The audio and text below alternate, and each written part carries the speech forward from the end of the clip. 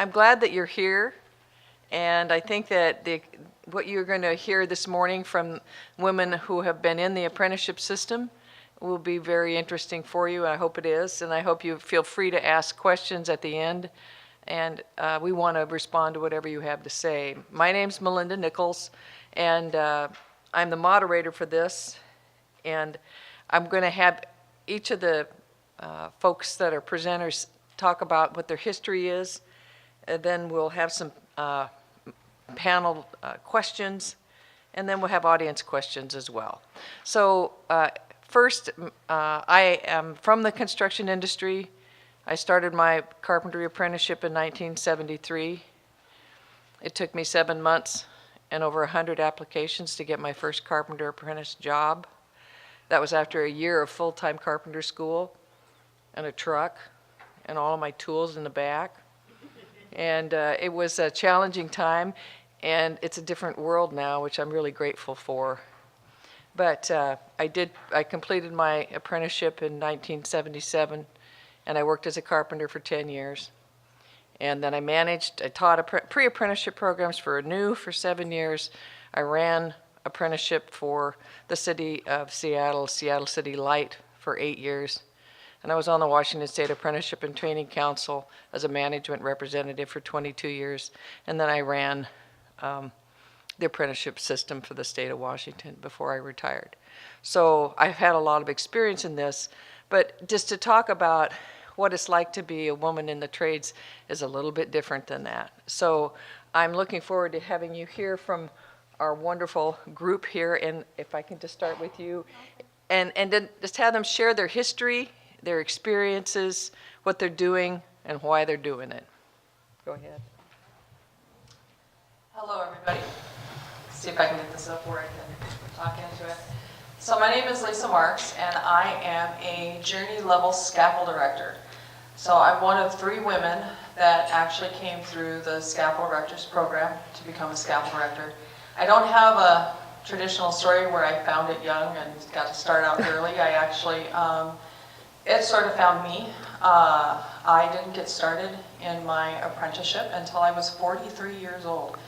So I started at a very seasoned age and decided to go out to the refinery and become a scaffold director. And that all happened because of the School of Hard Knocks. I worked retail for many, many years because when I was going through school and they'd have career days, the options of apprenticeship and the trades weren't offered to me. The boys went to one area and they found out about the trades and being a firefighter and being a police officer and all these cool things. And the girls went over to the other side and they learned about beauty school and modeling agencies and telemarketing and receptionist and those type of medical field and those type of, I call pink collar jobs. And you know, so I wasn't really exposed or even thought about getting into a trade. And when it did finally come around to me, I doubted my own abilities, you know, because I was older and I was a woman.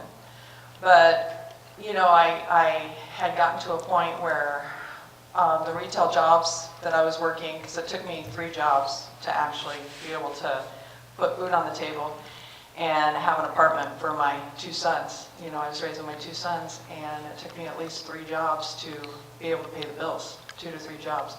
And when the economy crashed, so did all my jobs, because the store I worked for, that was my primary job, Harley Davidson. That store went under because when the economy crashed, not too many people were buying motorcycles and things like that. So the store went under. I wasn't getting enough hours at my other job, and I was super close to being on the street, super close. I was selling plasma, I was on state assistance, I was doing everything I could for odd jobs. I was cleaning toilets at the mall. I was doing everything to just try and keep a roof over my head and not have to move into you know, a storage unit that I thought I was going to live in, so I wouldn't be on the street. Anyway, and as luck would have it, I had people telling me about apprenticeship and jobs out at the refinery, one of those being scaffold director.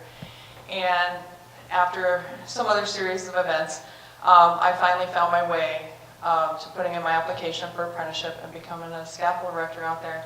And once I got out there and realized how amazing it was and the amount of money I made, my first paycheck, I cried. I could not believe that I could make that kind of money. But I stood in my way for a really long time, doubting myself. And once I got out there and realized that I could do it, and not only being a woman and being older, I was doing all the same things that all those guys were doing, and making this living. And now I actually work for Carpenters Training, and I do the outreach and retention for Carpenters Training and help apprentices find the connections. I work with a lot of the high schools, different community organizations and stuff to help spread the word and tell people about apprenticeship. And it is so amazing to be able to give back like that, because I wasn't given that, and to be able to go out into the communities and into the schools and everywhere and to be able to tell people, that these opportunities exist and you can do this is just the greatest gift and everything. So I feel very blessed to be able to be where I'm at right now and being able to tell people about these opportunities.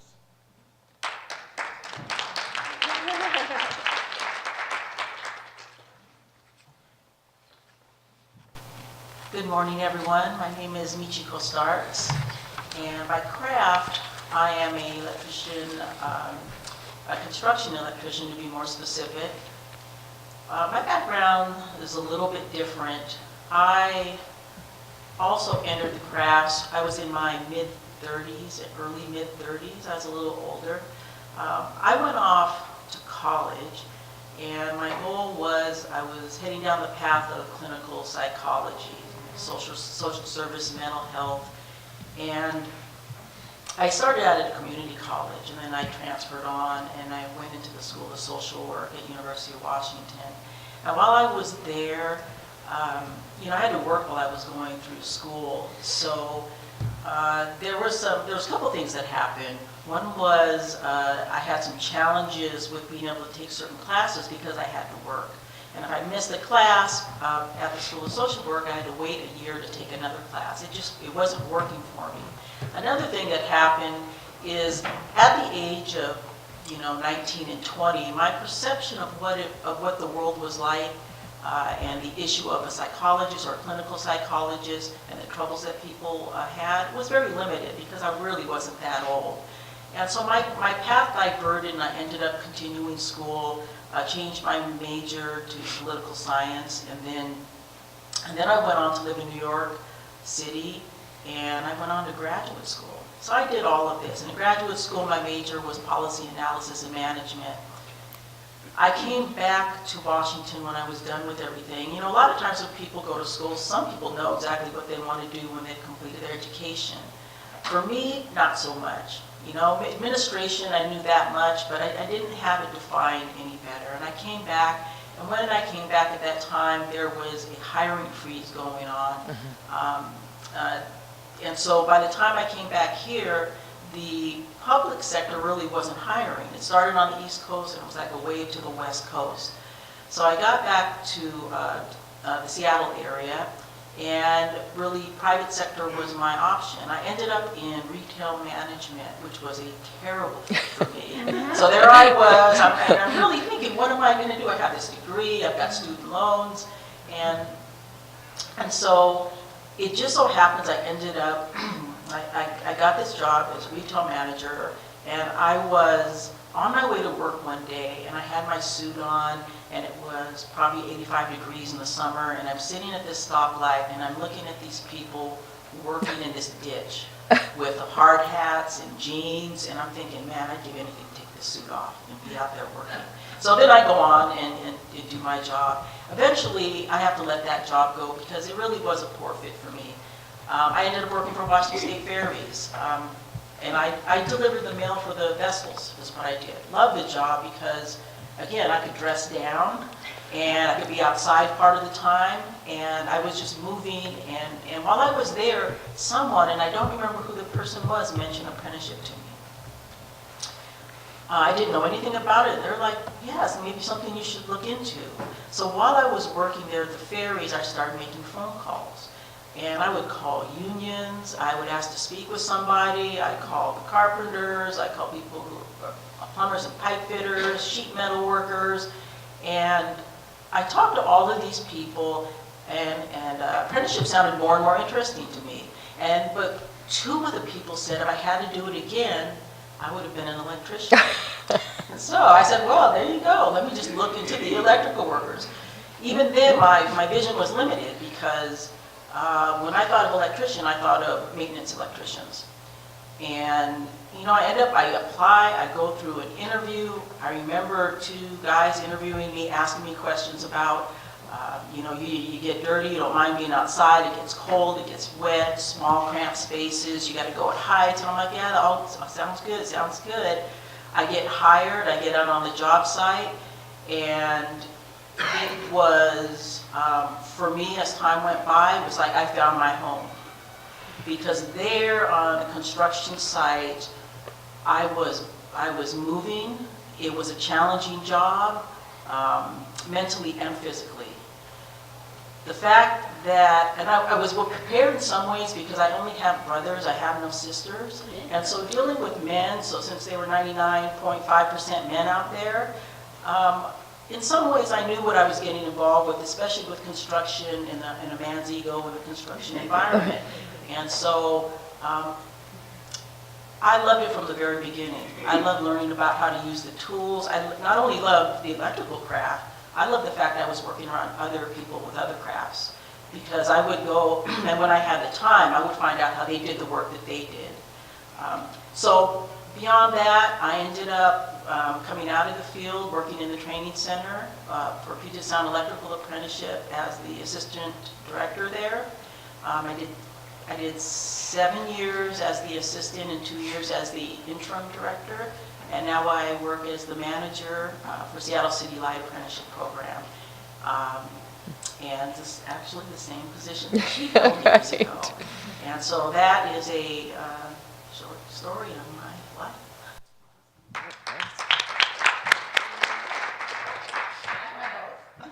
Yeah, wow. You can have two of them.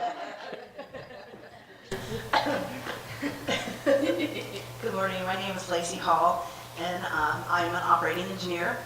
So when I was 20 years old, I was going to Wazoo. I had done running start and graduated high school with a year of college under my belt. I was going to be a zoologist. And I had a falling out with my father, and he was paying for everything, and I decided I'm gonna decide to do my own thing. I don't need your money. What a silly kid, right? Kids would die for the opportunity that I had, but it wasn't working for me. So I had some friends that were operating engineers, and they had gone through the apprenticeship program, and they said, "Oh, you'll never get in." And I said, "Well, now I'm going to have to try." So I, listening to the people in the other room this morning, they can go online and put in their zip code and find the opportunities that exist in their area is wonderful, because I got into the yellow pages and started looking up. What's that? Yeah, what are the yellow pages? That is where I found apprenticeship, was in the phone book.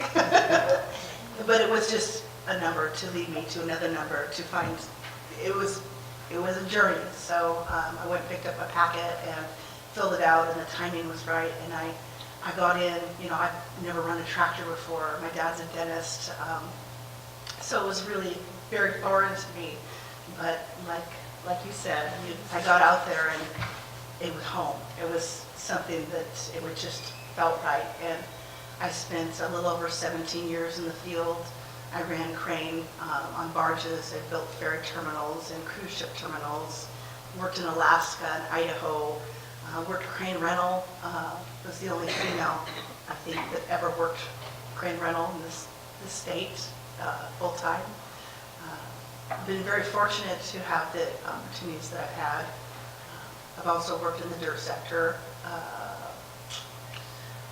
But what it is that you show up with a good attitude and you work hard, and those opportunities will be not handed to you, but you will be offered those, hey, you want to run that crane today, you want to do this today, because of the way you showed up to work with a smile on your face and your willingness to do whatever you're asked. So because success is where luck and hard work meet.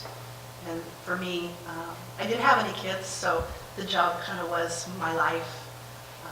And I was really lucky 2 years ago to be offered a position with the training program. So now I am an apprenticeship coordinator, and it's a really cool job where I get to give back to a program that gave me everything. You know, I bought my first home when I was 23 years old by myself. So that's stories that I can tell my apprentices, that this is a living wage job and a way to make a good living and to be proud of what you do and to be successful in a lot of ways, not just monetary.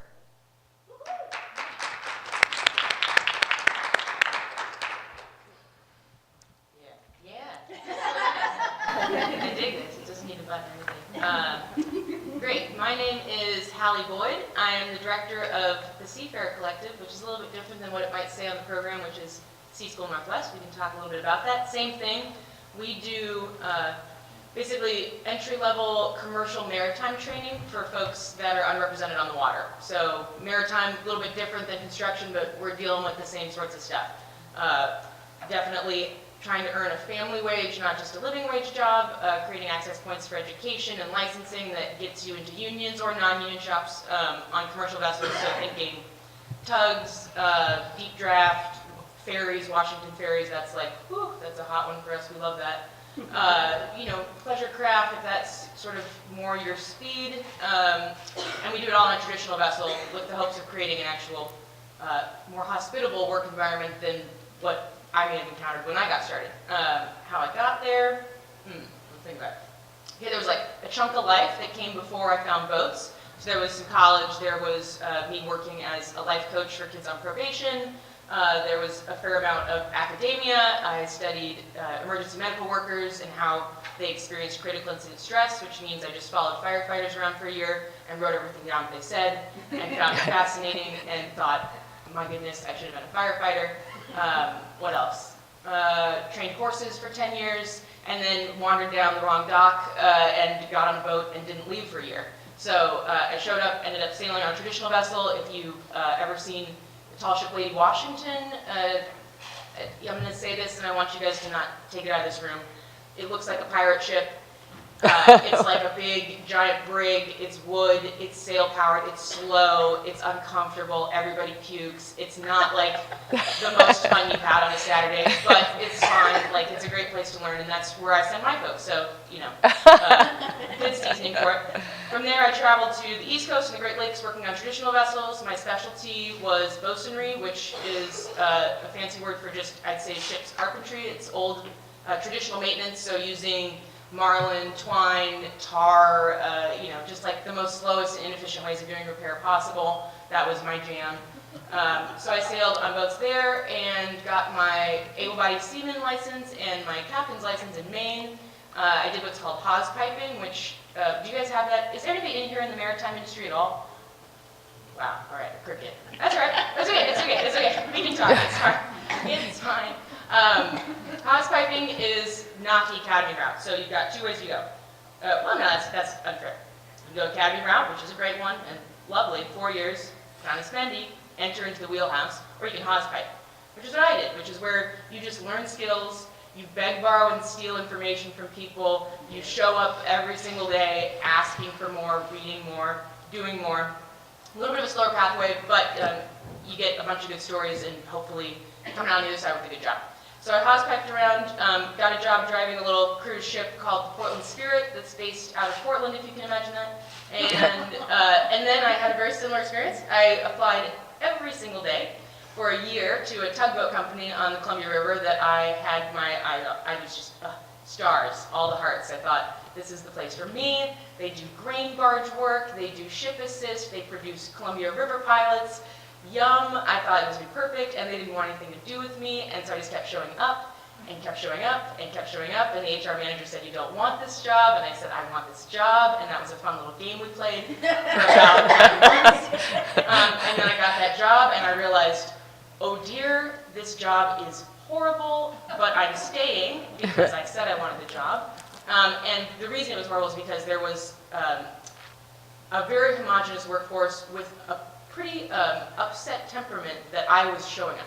And that was what's sort of brought on the inspiration to create the Seafarer Collective, was creating a space of diversity and support for folks that could hopefully create a different dynamic on board these vessels and in these shipyards for folks. And so now I go running around trying to drag people onto boats, and not in like a creepy way, but I'll say like, come on down, kid, and like, I'll teach you the ropes. And then I come and do this kind of stuff. So That's great. here we are. Drive. Wow. Bravo. Now, one thing I'd like to ask before we go any further, are there any other journey level women out in the audience? There's one. I know. Plumber. Bravo. And so I want to kind of dig into the fundamental question of we have 3% females nationally in the construction industry. And in Washington State, we're triple that amount. And we can celebrate that, but when you think about it, you know, it's still under. Still not enough. Yeah, it's like one in 10. So I think that the next question would be for each of you is, what are the struggles to get women in the industry? And it's maritime as well as construction, and you know we want to be flexible about that. But what are your like top 3 things that we need to do to get more women in the industry? Why don't you start? I would say the biggest thing is just letting them know that it exists and that they can do it, you know? 'Cause, I mean, it just hasn't been marketed for so long, and I just don't think that it's something that women really think about getting into. So I think just getting the opportunities out there. Now that we have pre-apprenticeships like ANEW and some of the other things that are out there to help promote women, train women, and help them feel better initially coming into the industry, giving them a better foundation, you know, where they can go onto that job site. It's not so scary. They're going on trained and feeling like they can compete with everybody else because they've got a little bit of that knowledge and a little bit of that skill. I think is making a big difference, and that's why we've seen over the last 2 years, we've seen it increase tremendously just from those efforts. And I think if we can continue to do that, you know, and the mentoring that we do. I know carpenters, we're doing a lot with our sisters in the brotherhood groups, getting our sisters together to help inspire and empower not just our existing female apprentices and helping them with retention and getting all the way to journey level status, but getting them to grab the hand of the sister next to them and tell them about the opportunities and bring it on. You know, word of mouth is still, I would say, our best form of advertising. And if we just get out there and share our stories, our opportunities, you know, that they're out there, is just huge and very powerful. Thank you. Yeah, I would follow up with opportunity is one of the things that I find very important. I can tell you that of my girlfriends, not one of them wanted to follow in my footsteps. A lot of women just don't want to do this work. So part of it is, you know, you have to market it so that people are aware of it. But what she was talking about as far as communicating and really trying to identify those people, the people who do latch on, the people who do want to know more, you tell them about the benefits, because it's a wonderful career. And I can't speak on behalf of what everybody does, but I know that the unionized workforce, you get great pay, you get great benefits. The match is do you love doing the work? You know, does it fit you? Because it's hard work. And the bottom line is that's the truth. But if you love it, you really can't do any better. You have growth opportunities, and you can see how the apprenticeship industry is expanding. So all the way up to, you know, the state level, the federal level. So there are career paths. For me, you know, for Seattle City Light where I work, it's even more challenging because we only hire once a year. and people wait, so by the time the hiring process opens up, it's pretty competitive at that point for the limited number of spaces that we have. So when we do outreach, it is to really, for me, it becomes very personal. So, you know, I provide the brochures, the information, and all of that, but I really try to look for people, and I try to sell them the positive aspects of the job. In part, the social media is changing things, the efforts are changing things, so the ladies can see themselves when you see marketing materials with other women. That never used to be out there. It was never out there during any of my years where I would see women identified. So now you see the diversity and you see the women. So, you know, summarizing that, part of it really is a lot of marketing, and it's that personal connection you have with people to recruit them and educate them. I just don't want to have like a personal microphone. Where I'm like, Yeah, "This is right. So I guess to piggyback upon what the first two ladies were speaking of is maybe changing the culture as far as, like when we do outreach, we've got a backhoe there or our simulator there, and the high school kids come in and the boys are like, I can run this, and the girls kind of stand back. And it's just getting in there and, like I said, grabbing them and saying, hey, you can do this too. And with women that have made it into these positions of apprenticeship coordinators or such as ourselves, and to show them that there is women out there doing it, and then there's opportunities beyond just running the equipment. The possibilities are endless as far as getting into the trades and making it what you want, and that girls can do it too. The other thing is that back when I was an apprentice, it was fun for the men to pit the women against each other. Oh, you're queen bee. Oh, no, she wants to be queen bee. Instead of embracing the fact that there's more than one woman on the job site and putting you together and making you stronger, which I think is the situation more so now than it was before. So that's really good to see that, like Lisa was talking about, grab the hand of the woman next to you and say, hey, we're in this together. We've got each other's backs. Good, great. All right.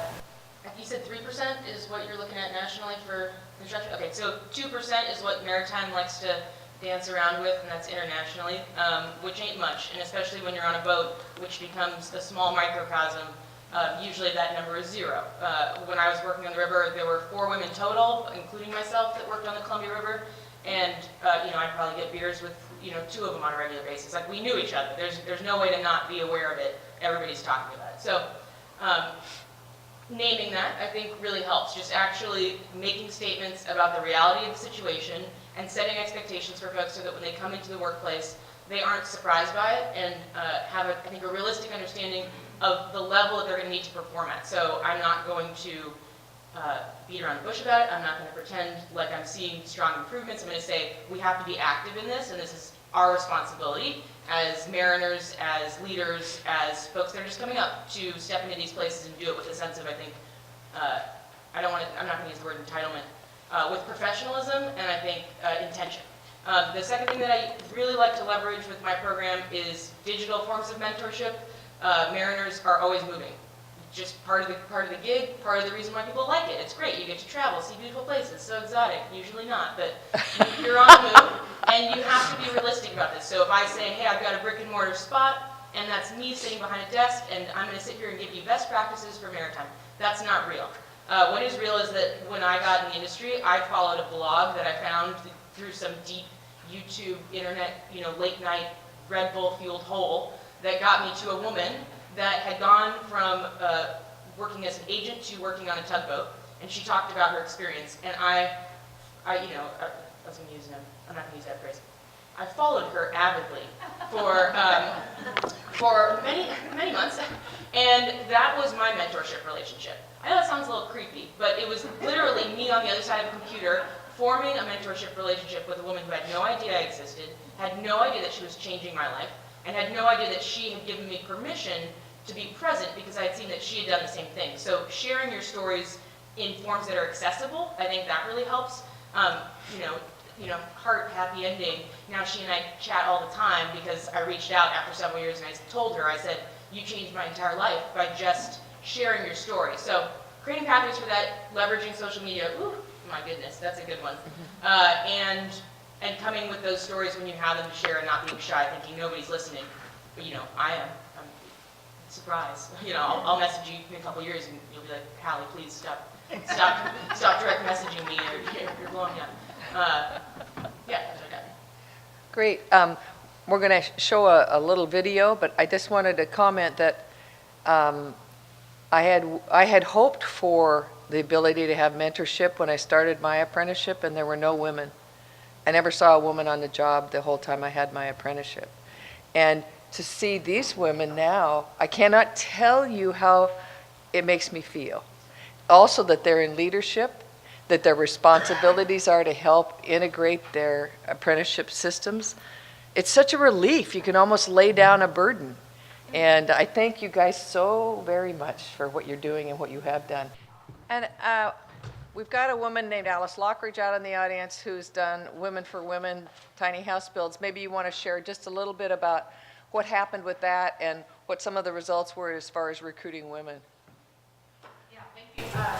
I was asked by Melinda to contact women because I've worked for 30 years helping women in physically demanding jobs as a physiologist and working on their fitness to do the work. So I contacted those people on my list, and we made a Facebook page, and we asked them to come, and they did. So we built tiny houses for women, by women, and so we made the logo Women for Women. And we built a village in Seattle that was a former City Light location of a substation, and put 17 homes and some other buildings there. So by the spring, so for about 8 weeks in a row, we built things, and every day people showed up, every weekend day. So people worked all day as some kind of trade. There were plumbers and carpenters and electricians. We had a total of 220 some women that volunteered over the spring, and we built those 17 homes at Whittier Heights Village, and then built 4 more since with people from all over the country that came to Women Build Nations and helped us build 4 more homes.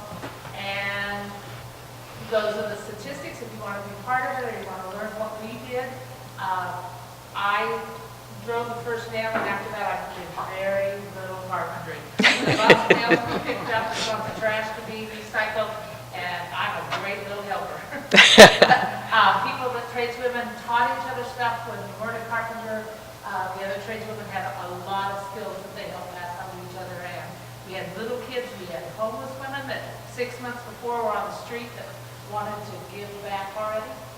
And we had a great work environment when nobody was told they were worthless, nobody was told they're doing it the wrong way, and everybody lifted each other up and helped each other up on ladders and up on roofs and all kinds of things. So I agree, if you just ask them, they'll come. Right. So, good job. Now, I had to get my phone so I could figure out how much time we have left. It's 10 after 11, so we have 20 minutes left.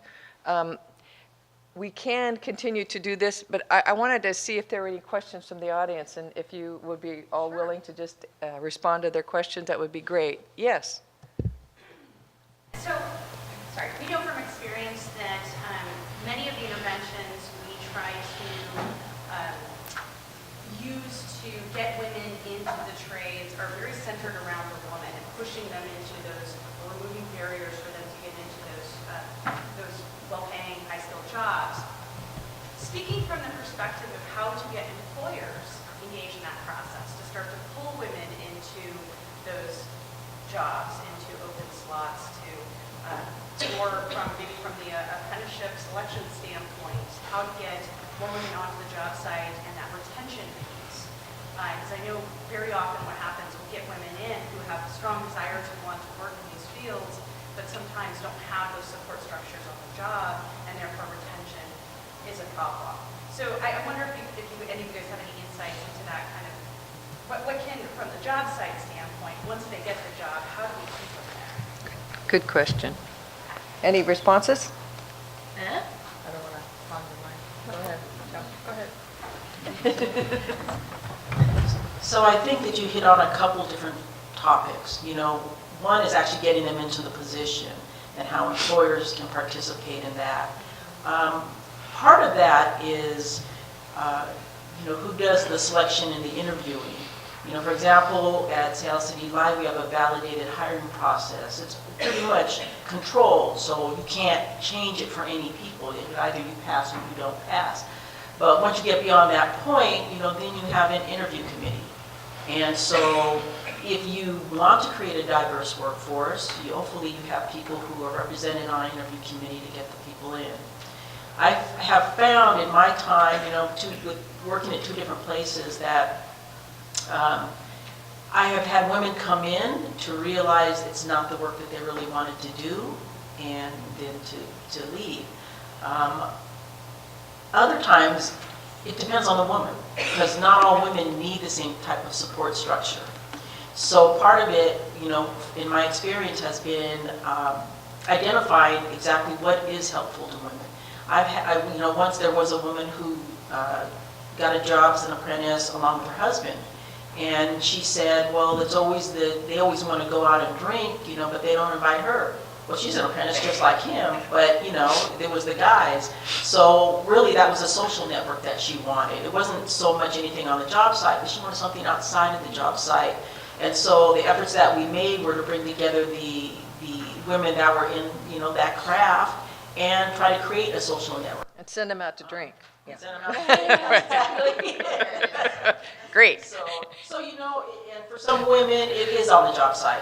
And then you're dealing with more critical issues, and you have to let them know that you have someone that they can talk to, and that is how you help support them.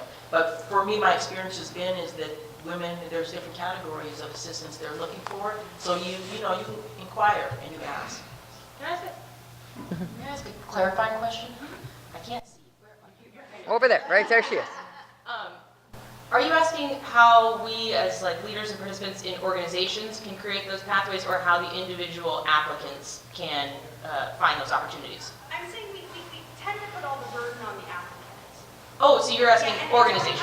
So I'm asking exactly that. Are there strategies we can use yeah. to ensure that we're creating a more equitable environment for hiring, placement, and retention? Got it. So it's something we struggle with. We work with 250 employers, and Yeah. once we get them in the door, sometimes we can't control all of those pieces at the job site that make them successful. So I'm just Oh, yeah. looking at broadly too. So So I can speak to sort of strategies that I use with my organization. So if I have folks that I bring into my program, run them through, beautiful, they're sailing, they love it, they're ready to hit the ground. Now we suddenly, we hit a break. How do we actually get the contract signed, get the name on the line? From a director standpoint, my goal in every single interaction that I'm having is to be the solution for someone else's problem. If I can do that, then I'm golden. So if I can find a company that I know is having trouble retaining employees, I'm showing up at their door and I'm saying, hey, that's an interesting, conundrum that you have there. How lucky that I showed up. I would love to know what you need. Tell me what you need, and then I can cater and actually sort of direct my students towards those skills or towards those practices that you need, so that my folks, when they show up, are going to be the top line items. They're going to show up and be individuals that are satisfying the needs. We've already had a relationship forged, so it ends up being a lot of groundwork, but a lot of actual informational interviews happening on the part of the hiring agents, because in the maritime industry, there's a huge fallout that's about to happen in the next, 3 years. Like, there's going to be all of the jobs available. All. I mean, a few are still going to be occupied, but there's going to be a massive retirement that's happening, and being a part of that conversation before that happens, I think allows people to get set up for success in a better way. I will say that I don't send only women to those like opportunities, but I do happen to cater to a program that brings a lot of folks in. So the percentage that I'm sending to job interviews when I hear there's a vacancy, I'll just call hiring agents to be like, hey, you looking for anybody? I got someone getting ready to graduate. They're amazing. You're gonna love them. They're complete rock star, and they'll tend to be like, great, you read my mind. Kind of being the opposite of the greasy, not the greasy wheel. Jesus, that's a terrible analogy. You are the grease to the squeaky wheel before they knew it was squeaking. Follow me on that mind.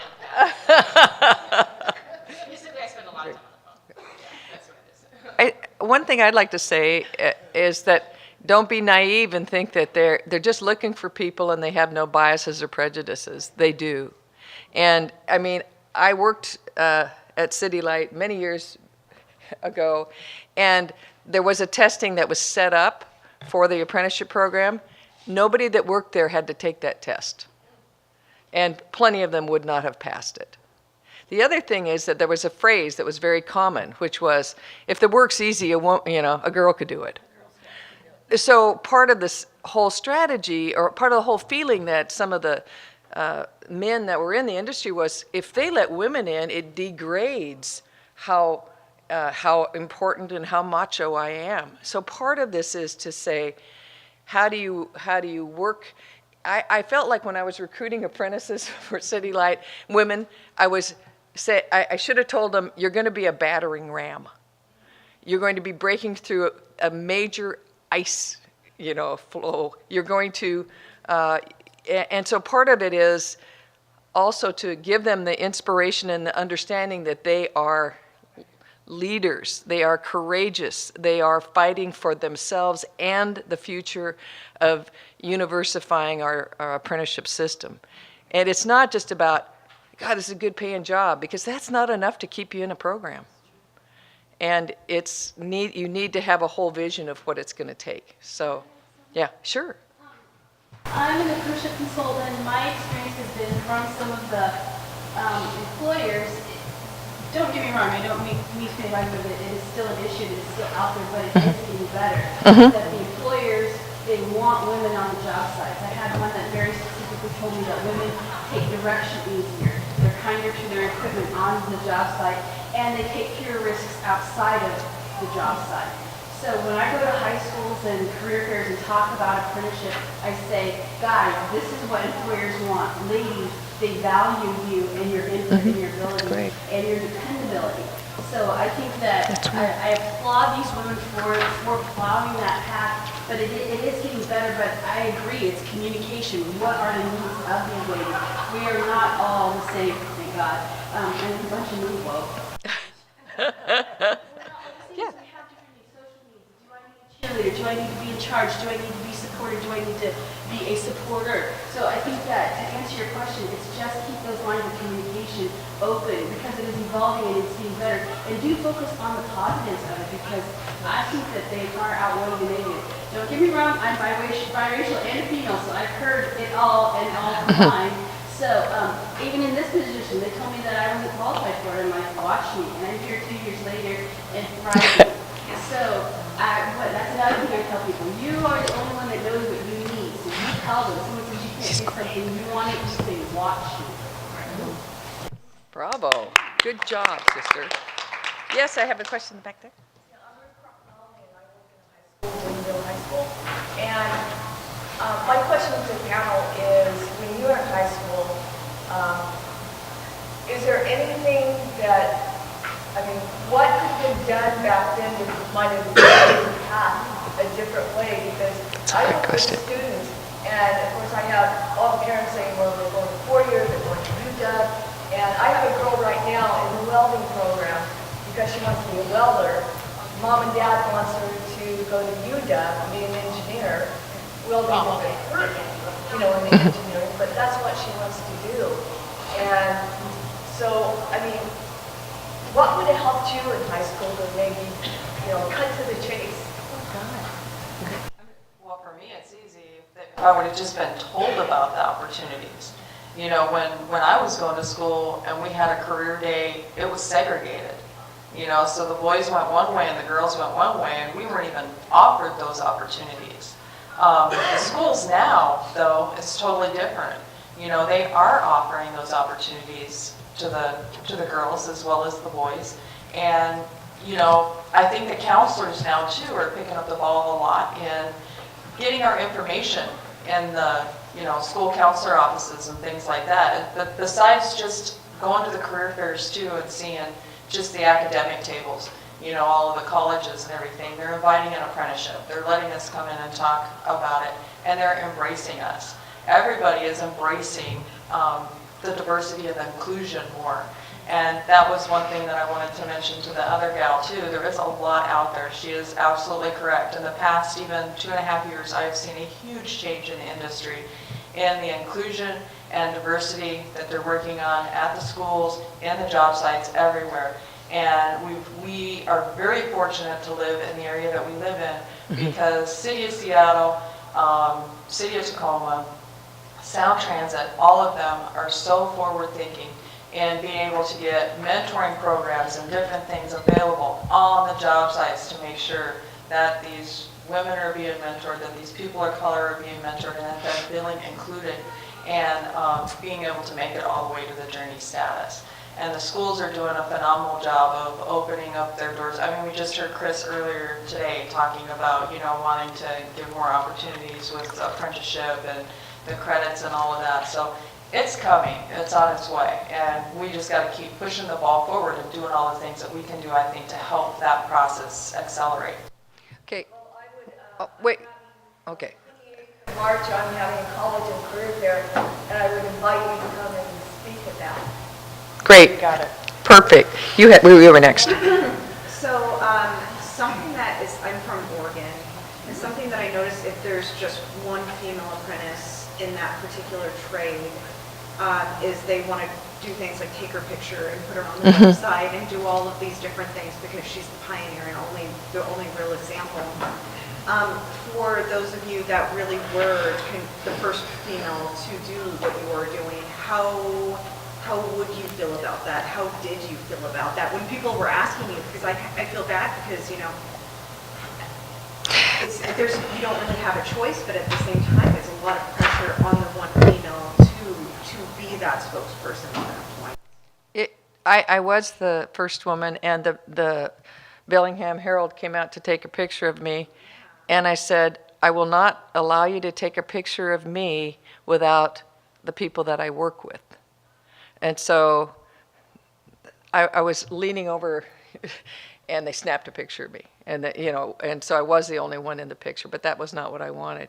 But yeah, there's exploitation where you have one woman and you've got 150 guys and it's, oh, look at this woman, we're doing women, where that, cut the crap. But the other positive piece of it is that young women and girls will see that there's actually a woman doing this. And I can remember when I was teaching at ANU in the 80s, early 80s, we did a tour of the West Seattle Bridge. They were building the bridge, and there were so many women on the site. I thought I was pretty cool about all of this stuff. I'd been, 10 years, and I started crying because it was so amazing. I thought, I'm going to live to see a change in reality. So we may only be at 9%, but we're 3 times what they are in Kansas. Sorry. Anyway, and I'm not saying hooray, I'm saying we now have the baseline for support for people to be, women, young girls and women to see what we are, what we can do. And so it is a different world than I was in. So, okay, we have a few minutes. You were first, I believe. Yeah.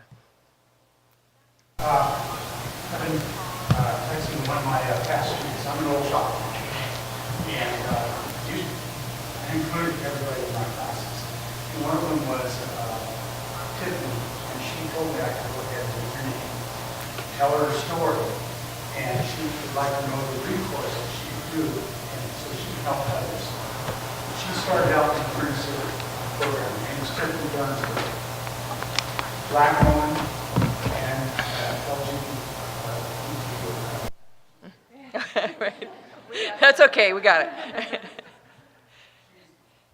She's an awesome person. She's got 32 certifications, including certification as well.